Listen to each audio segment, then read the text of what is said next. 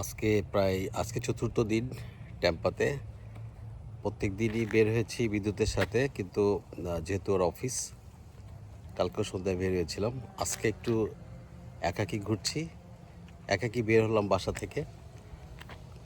Wait করছি উবারের জন্যে। দেখি আজকে একাকী ঘুরতে কেমন লাগে।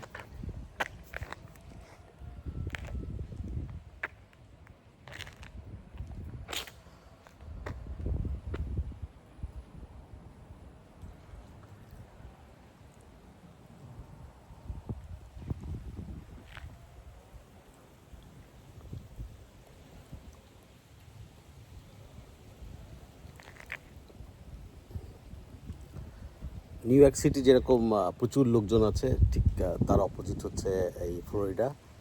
এখানকার যে বসতিগুলা সেগুলা সারাদিন বাড়ির সামনে দাঁড়িয়ে থাকলেও একটা লোকজন দেখা যায় না। তো অনেক সময় আমরা মনে করি যে মুরব্বীরা এসে কেন থাকতে চায় না। যখন বাংলাদেশে ফেরত যায় তখন অনেকে বলে যে আর এই আমেরিকা থেকে না থেকে আপনি এখানে চলে আসছেন, আবার চলে আসছেন, এখানে তো কেউ থাকে না, সব তো আপনার ছেলে মেয়ে আমেরিকায়। কিন্তু তারা আবার গ্রামে চলে যেতে চায়, কারণ মুরব্বী যারা থাকেন তারা গ্রামে পাশের বাড়ির মহিলার সাথে গল্প করেন, এটা ওটা করেন, গ্রামের সম্পত্তি দেখাশোনা করেন, কিন্তু এখানে এসে তাদের কোনো কাজ থাকে না। তো যার কারণে তারা আসলে থাকতে চায় না। আমরা চিন্তা করি যে আরে আমেরিকা বিরাট ব্যাপার, আমেরিকা অবশ্যই বিরাট ব্যাপার, কিন্তু আমরা যারা বাংলাদেশে বেড়ে উঠেছি তাদের মেন্টালিটি এক ধরনের। আমরা আসলে প্রচুর লোকজন নিয়ে থাকতেই বেশি পছন্দ করি। আমাদের আমেরিকার যে সৌন্দর্য, এটা আসলে বেশি দিন আমাদের ভালো লাগে না।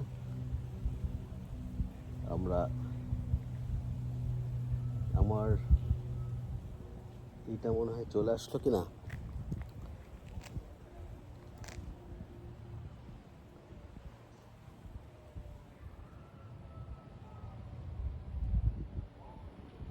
প্রাইভেট ওয়ারের গাড়িটা কই?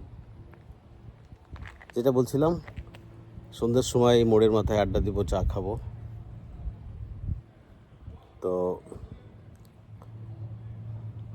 এখানে সেটা সম্ভব না, বিশেষ করে ফ্লোরিডাতে একেবারেই না।